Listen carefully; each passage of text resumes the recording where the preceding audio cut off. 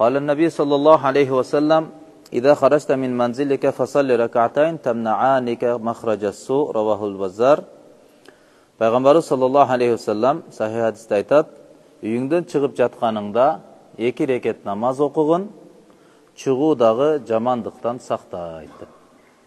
2 рекет намаз оқып шығып жатқанда қандай қиыншылық болса, ошо нерседен сени сақтайды деген екен. Жана сапарға байланыштуу да хадис бар.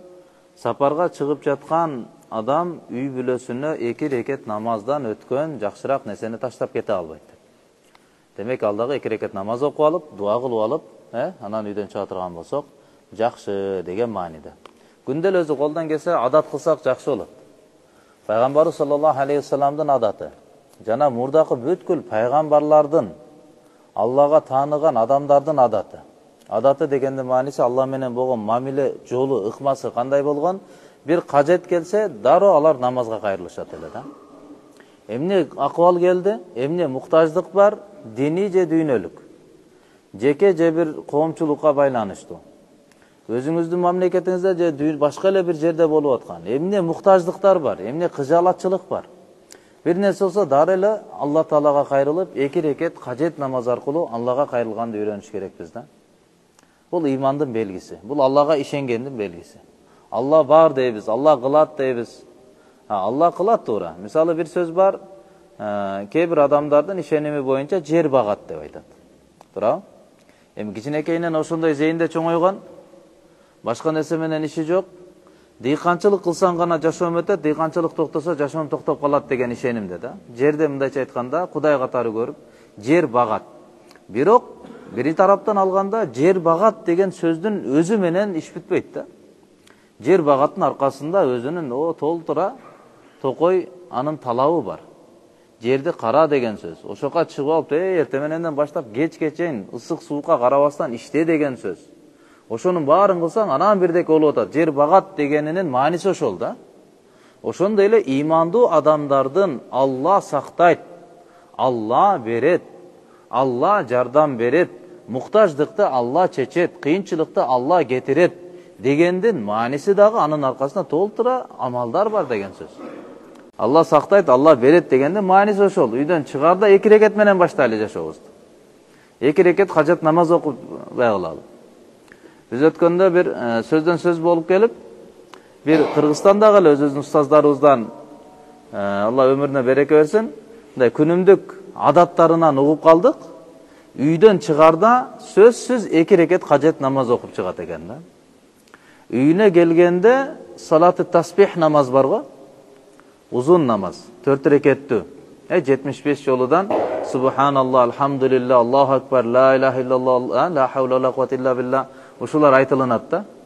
Ушул намазды окумайынча жатпагандын аракетин кылат экен. Жумуш көп, толтура иштери бар, башка нерсе бар. Бирок Алла менен болгон мамилеси, өзүнүн жеке Алла менен мамилеси да. Ошондон иншалла туугандарым ушуга аракет кылалы. Парыз намаз менен эле чектелбейли да. 2 рекет кажет намаз окуп Алладан сураганды үйрөнөлү. Үйдөн демек чыкканда дагы адат кандай болуш керек экен? 2 рекет намаз окуп койсок, демек чыккандагы жамандыктардан сактауга себеп болот. Кийинки адеп үйдөн чыгып жатып төмөнкү дубаны окуу. Үйдөн чыгып атканда эми Аллага кайрылабыз, дуа аркылуу Аллах Таалага кайрылабыз. Умму Салама радиаллаху анха айтат, Пайгамбарыбыз саллаллаху алейхи вассалам Kana idha kharaja min baytihi үйүнөн чыгып бара жатканда мындай деп айтар эле. Bismillahi tawakkaltu ala Allahi. Allahumma inna na'udhu bika min an nazil aw nudal aw nazlim aw nudlam aw najhal aw yujhala alayna деген дуаны окуйт эле деп Тирмизи риваятында. Демек ушу дуалар бар. Ошол дуаларды окуш керекпиз. Башка хадисте келет, Пайгамбарыбыз саллаллаху алейхи вассалам айтат, качанда адам үйүнөн чыкканда Bismillahi tawakkaltu ala Allahi la hawla wa la quwwata illa billah. Айтып эле жүргөн сөздөр бириктирип койсок болду. Bismillahi tawakkaltu ala Allah la hawla wa la quwwata illa billah. Ушул дуаны окуй турган болсо, анда бир жар салуучу жария кылат экен. Эмне деп? Худита ва куфита ва вуқита ва танахха анху шайтан. Жария болот дейт. Не деген? Худита, сен туура жолго салындың. Saga hidayat berildi, saga tuğra jol berildi Kuday jaktan, joldomo berildi. Va kufita, jana saga jetiştүү boldu. Dini, dünyölүk kanday kajetler var, saga jetiştүү bolundu. Allah taraftan saga jardam boldu. Va vuqita, jana bardык жамандыктардан sen сакталдың. Wa tanaha anhu şeytan, şeytan andan öz aldınca oğlak bolot. Abu Davud'un rivayatında koşumçası menen bir şeytan ekinci şeytanга aytat, sen kандай эми бул адам туурасында оюң бар? Ал Кудай Таалам тараптан жолдомо берилсе, hidayat berilse, kepildikке alınsa, жетиштүү болсо, сакталса, эми каяктан, мындайча айтканда, эки колуңду көтөрө бер да, болду эми буну азгара албайбыз, бияка иш жок эми, башкаларга эми бара берели деп, кошунаңызга же башкага дуа окуп алганга барып алып, аны азгырат экен да. Болду, иш бүттү дейт да, буну азгыра албайбыз дейт. Башка хадисте келет, ушул мааниде, бирок анын санады, санжырасы бираз заифрек. Ошол хадисте айтат, качанда бисмиллах дегенде эки периште жөнөтүлүп, эки периште айтат, худита деп айтат дейт. Бисмиллах дегенде Аллахнын аты менен чыгып баратам. Аллахнын намын алып чыгып баратам. Мо бисмиллах деген сөз барбы? Бизге жеңил катары сезилет да мындай. Бисмиллах адатта. Жеңил дейли. Бирок бисмиллах дегенде мо сиз менен бизге көрүнбөй турган тартип бар го, жаратылыштын кубулуштары мо Аллах Таала бүткүл аламды кантип жүргүзүп жатат. Ал жакта өтө чоң таасирге ээ да мо бисмиллах деген сөзчү. Бисмиллах дегенде шайтан, жиндер жөн эле титиреп кетет. Бисмиллах мисалы пайгамбар алейхиссалам айтат, качанда үйгө кирип баратканда бисмиллах десең, шайтан бири-бирине жарыя кылат, ла мабита лакумул яум. Бүгүн силерге түнөй турган эч бир турак жай жок дейт. Болду, бияка кире албайбыз. Бисмиллах кандай коргон берет? Бисмиллах деген эле сөз. Тамак жер алдында бисмиллах десе, шайтандар айтат, болду, бүгүн жегенге, ичкенге да эчтеке жок дейт. Болду, бу тамак ашына да биз жолой албайбыз. Кандай күч да болчу? Бисмиллах дегенде, не дейт? Эки периште жарыя кылат экен, буга хидayat берилди. Бул туура жолго салынды. Таваккалту алаллах дегенде куфита, буга жетиштүү болду. Ла хаула ва ла куввата илля билля дегенде вукита, болду, сен болду, сакталдың, дүйнө жана акыреттин жаман зыяндарынан сен сактандың деп периште жарыя кылат экен да Аллах. Ошондон иншалла дуаны окуп чыгалы. Өзүбүз дагы үйдөгүлөрдү дагы адаттандыралы. Үйдөгүлөр да чыгып атканда жаш боло турган болсо, балдар кыздарыбыз айтып, кайталаттырып, аларга да адат кылып коелу, болду. Чыкканда демек Аллага таянат экен, сактоочу меники Кудай экен, Кудайдын айтканын кылсам бактылуумун, аны наразы кылсам бактсыз экем, аны менен мамиле түзүшүм керек экен деген түшүнүктөр алардын жүрөгүндө дагы орундала берсин. Ушул дуаны окуйлу иншалла. Анан дуаны окуйлу десек эле, ошо дуа менен иш бүтөт экен деген да сөз эмес. Куфита, вукита деп эле койсо, сага жетиштүү болду десе, значит чыктым, бүттү, иш бүттү, эми намазда эле, мечитте эле жүрө берсем болот экен деген дагы маани эмес. Ишти да жакшы кылыш керек, башка кылыш керек. Башка хадисте дагы келет, пайгамбарыбыз саллаллаху алейхи вассаламдын алдына бирөө келгенде эки бир тууган болгон. Эки бир тууган болуп, бири дайыма пайгамбарыбыздын мажлисине катышат. Илим мажлисини жакшы көрөт. Мындайча айтканда динге өзүн ажыратып койгон. Экинчи бир тууганы бар, ал бир тууганы дүйнө жумушун кылат. Анан пайгамбарга келип арзанат, "О Алланын элчиси, мен Кудайыма шүгүр иштеп жүрөм. А бул бир тууганым иштебейт атат. Мындайча анын тамак ашы, башка нерсеси, кийим кечеги менин мойнумда милдет болуп атат." Десе пайгамбар саллаллаху алейхи вассалам айтат, "Мүмкүн дейт, лааллака турзаку бихи. Мүмкүн сен ошо бир тууганыңдын берекети менен сага рызкы берилип атат." Yani ошонун себебинен сага рызкы берилип атат деген сөз да. Yani мунун мааниси иштегениң өтө жакшы болуп атат. Иштеп эле сен да келип мындай кылып ал деген жери жок пайгамбар алейхиссалам. Иштегениң өтө жакшы болуп атат. Ошо иштегениңдин себебинен бул бияка илимге да келип атат. Ошол илим келип динге бекем болгондуктан сенин рызкыңа да береке берилип атат деген мааниде айтканда, экөөнү мындайча айтканда ширелештирип, шайкештирип жашоону үйрөнүүнү чыныгы иман, чыныгы ислам жашоо тартиби деп айтылат. Жүрөк Аллага болуш керек. Бирок ошо менен биргеликте дүйнөлүк аспаптарды да колдонуш керек. Бирок колдонгондо ушул кылат эмес, мусаббибул асбаб, бүткүл себептерди жаратуучу зат Алла. Түз таасирге ээ кылган, түз таасирди берген Алла. Алланын каалоосу эч бир нерсе болбойт деген ишеним менен аспаптарды колдонуу. Аспап аркылуу иш бүтөт деп эмес, аспаптын ичиндеги Алла көрсөткөн өкүмдөрдү аткарсам ошол аркылуу иш бүтөт. Жумуш аркылуу бүтөт эмес. Жумушта Алланын айтканындай жүрсөм, анан менин ишим бүтөт. Болбосом, дүйнө ахиретим кыйынчылык боло берет. Акча тапканыма карабай, башка нерсеге карабай. Жүрөктөгү ишеним менен, демек үйдөн чыгыш керек экенбиз, туура ишеним менен. Үчүнчү адеп чыгып баратып салам айтуу. Үйдөгүлөргө саламдашып туруп, салам айтып анан чыгып кетиш керек экенбиз. Бизде алхамдулилла бул түшүнүктө келип калды. Мурдашына түшүнөт элек, саламдашуу бир гана учурашканда болот деп, көрсө коштошуп атканда дагы саламдашуу экен. Бул дуа экен да, кетип атып дагы Алланын тынчтыгы, берекети, Алланын чексиз дүйнө ахирет эбегейсиз мээрими силер менен болсун деп алып, дуа кылып алып чыгып кетмей да.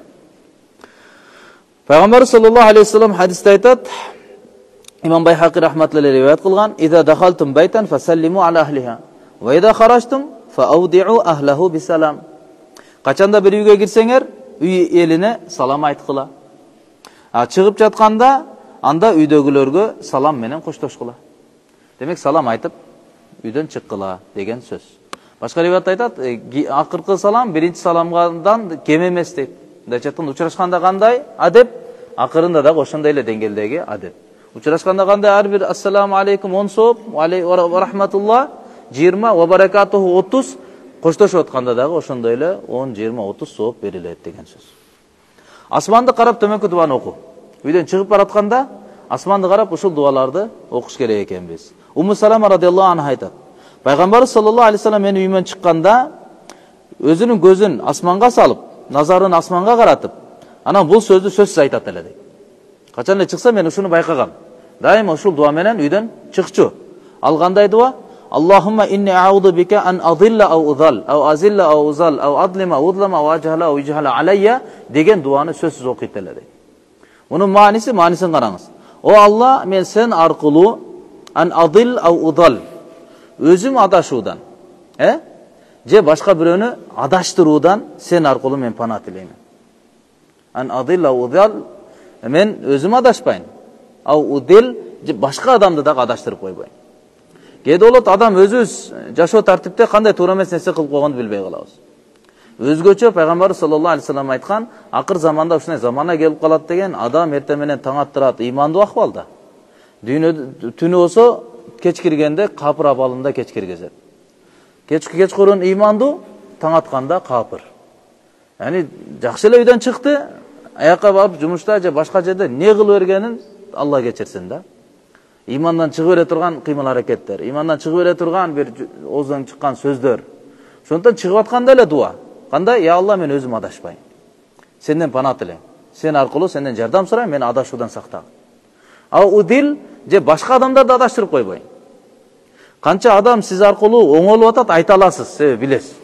Бирок сиз аркылуу канча адам динден алыстап кеткен, аны биз айта албайбыз да. Сиздин ошо кетип атып эле, мисалы унаа айдап баратып эле, айнекти ачып эле какырып туруп түкүргөнүңүз бирөөгө жакпай калды. Өзгөчө диндин келбетин кийип жүргөн адамдар эгер тартипсиздик кыла турган болсо, сизди урушпайт, динге сыра сөз тиет да. Зачаттан сакалыңыз болсо, сизди урушпайт, сакалды сөгөт. Пайгамбар сүннөтүн сөгөт. Дароо динге сөз тиет да. Биз аркылуу канча адам, мисалы мешитке келген адамга катуураак сүйлөп койгонбуз. Же дагы бирөө бирдеке суроо сураса катуураак кылып койдук. Мамиледе туура эмес кылып койдук. Сиз айткан жоксуз. Мындай кыл, сен динден чык же башка кыл деп айткан эмессиз. Бирок кылган туура эмес нерсенин себебинен койчу, намаз окуганың ушул болсо, ажекең ушул болсо, койчу аман эле болсунчу деп акырын тайып кеткен да. Динден алыстап кеткен. Намазга келбей койгон. Жаңы эми кызыгып аткан, анын кызыгуусундагы суу себеп аны өчүрүп койгонбуз да. Ошондо мисалы бир адам чемпион болуп алыш оор нерсе, бирок жеңилирээк да. Чемпиондукту сактап жүргөнгө караганда. Мисалы Акжол Махмудов ал өмүрүнүн өркөсүн чемпион болду, дүйнөнү багынтты. Мындайча айтканда 8 миллиардтын ичинен каалаганын келе бер деди, 77 килограммдан күч алышабыз деди да. Багынтты, бир багынтты. Бирок эми ушуну сактап кетүү, дайыма эми чемпион болуп туруу, өзүнүн эми чемпиондугуну бербестен биринчилигине кармап туруу бул оорураак да, кыйыныраак. Ошондой эле динге келип алдык, алхамдулилла. Динге бекемди алдык, алхамдулилла. Ажеке болуп алдык, же башка нерсе болуп алдык, намазбек болуп алдык, алхамдулилла. Бирок эми ушуну сактап жүрүү бул кыйын экен да. Ушул статуста жүрүү кыйын нерсе да. Адамдар карап туруп сизди ажылыктан түшүрүп коюшу мүмкүн. Өзүңүзчө ажысыз, бирок адамдардын көз карасында ажы болбой калдыңыз. Мурда машалла бул тууганыбыз намаз окуйт, башка кылат деп урматтайт эле. Бирок ушундай бир туура эмес нерселерди кылып койдуңуз, эми болду, урматыңыз да кетти. Баягы намаз окуган тууганым деген статустан түшүп кеттиңиз да. Ошо статусту кармап жүрүү, макамды көтөрө билүү, бул өтө оор нерсе экен да. Шондо Пайгамбарым чыгып атканда, "Ey Allah, мен аркылуу бир адамды адаштырып койбойм мен. Ал азилла узал, мен өзүм не болбойм? Бутум тайып кетпесин. Же бирөөлөрдүн сөөнөн дагы менин бутум тайып кетпесин. Мен бирөөгө зулумдук кылбайын, азлим, ау узлам, же бирөөдөн мен дагы адилетсиздик мамиле күтүп калбайын. Ау ажхала, же мен дагы бир надандык нерсе кылып койбойн, тилимен туура эмес нерсе чыгып кетпесин, сөгүшүп кетпейин, жакалашып кетпейин. Ау южхала алай, же мага дагы ошондой надандык мамиле бирөө кылып койбосун." деп Пайгамбарыбыз саллаллаху алейхи ва саллям пайгамбар болуу макамы менен Аллах Тааладан дуа кылып алып, Алладан суранып алып үйдөн чыкчу экен да. Демек үйдөн чыгып атканда ушул дуаны окуй турган болсок, иншалла, туура эмес ал жак бул жак, кирип кетүүдөн жана башка нерселерге себеп болуп калуудан Аллах Таала сактайт. Үйгө кирүүнүн адебин окуп коелу? Кыскача 7 адеби бар экен. Үйгө кирип атканда кандай адептер бар? Үйгө кирүүнүн адеби: биринчи, жөтөлүп же бут кагып, үй ичиндегилерге кирип жатканыңыздын кабарын берүү. Жөтөлүп коюп, же бутту кагып, машалла мурдагы ата бабаларыбыздан, аксакалдардан адатын билебиз, кирип атканда аха деп коюп, же пош деп коюп, же бутун мындай такылдатып кирип бараткандыгын билдирет эле да. Демек бул адеп экен. Үйгө кирип атканда себеп ар кандай болуп калышы мүмкүн. Өзүңүз бир тууганыңыз кийим алмашып турган болуп калышы мүмкүн, же башка нерсе болуп калышы мүмкүн. Демек кирип баратканда сөзсүз кабар бериш керек, мына бирөө бараткандыгы билиниш керек да. Унчукпай эле, бай жинге окшой эле пайда болуп калсак болбойт экен, коркутуп. قال الإمام أحمد بن حنبل رحمة الله عليه: إذا دخل الرجل بيته أستحب له أن يتنحنح أو يحرك نعليه. İmam Ahmad ibn Hanbal rahmetullahi aleyh'in aytkan sözü var. Adam kişi үйүнө киргенде, men mustahab деп билемин, ал же жөтөлсүн, же эки бутуну кыймылдатып койсун, яны жерге кагып, бут кагып, үн чыгарып коюусу бул сооптуу амал болуп эсептелет деген. Ошондой эле мисалы, не үчүн? Себеби ал жака кире турган болсоңуз, туура эмес нерсеге дуушар болуп калышыңыз мүмкүн да. Ошон үчүн уламалардын дагы фатвасы бар. Аялыңыздын телефонун же аялыңыз сиздин телефонуңузду рухсатсыз, тажассус эмес, аркасынан түшүп текшерейин деген ниет эмес, рухсатсыз иштетпесин дейт. Сен рухсатсыз алып жөн эле иштетип атат да, мисалы YouTube көрүп атат, Instagramга кирип атат, бирдеке кылып атат да. Балким сиз каалабаган нерсени ал көрүп алат да. Ошондой эле Пайгамбар алейхиссалам ушундай жолдомо берген, сапардан үйгө келатканда аларга кабар бербей кирип барбагыла деген да. Себеби чачын тарай турганда тарап алсын, мындай өзүнү жагымсыз абалда көрсөтөйүн деген учурда, көргөзгүсү келбеген абалда кирип калбагыла деген сөз да. Ошондой эле көргөзгүсү келбеген нерсени көрүп калбасын дейт. Ошондуктан эркектин телефонун же аялдын телефонун бири-бириникин рухсатсыз чукса болбойт дейт. Тажассус аңдып туруп, аны текшерейин деп туруп кылуу бул тим более арам нерсе да. Себеби вала тажассасу, Куранда Аллахнын көрсөтмөсү, жолдомосу бар, бири-бириңе аңдыбагыла деген. Жок эле күмөн пайда кылып алып, шектенип алып, нике эмне үчүн байланат? Никенин байлануу күчү ишенимге байланат. Нике келишими ишеним негизинде куралат. Никелешкенден кийин анан бири-бирине шектенип алып, бул никенин күчүнү жокко чыгаруу деген сөз да. Ошондуктан шарият да, машалла, улуу шарият. Бири-бирин аңдыба деди, аңдыганда мисалы келе турган зыян аңдыбай эле келген зыянга караганда оорураак да. Өткөндө эле бизде мисалы бирөө көрүп алып туруп, не кылды? Аялын өлтүрүп салды тура. Аңдымай, карап туруп, текшерип алып, башка кылып алып. Ислам шариятында мисалы өч алуу деген бар, жаза берүү деген нерсе бар. Бирок бул адамдын өзүнө берилген эмес да.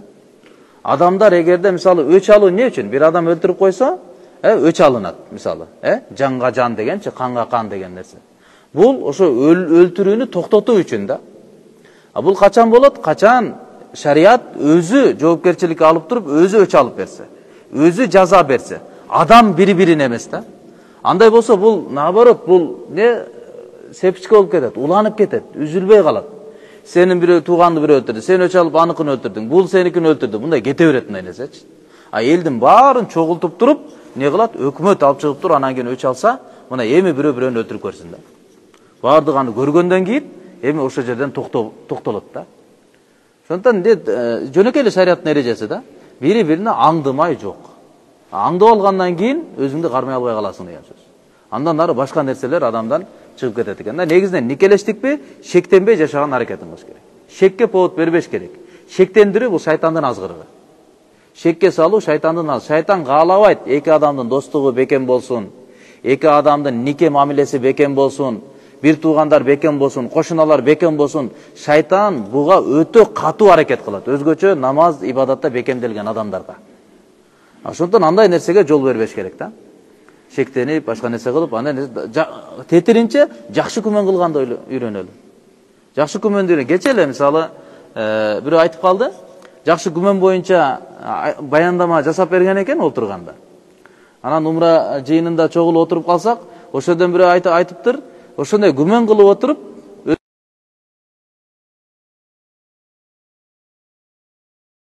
баласын айт. Кечкурун келсе эле бул каяктан келди, тигинти минти болуп эле аркасынан аңдып эле, урушуп эле ушундай боло берет эле дейт.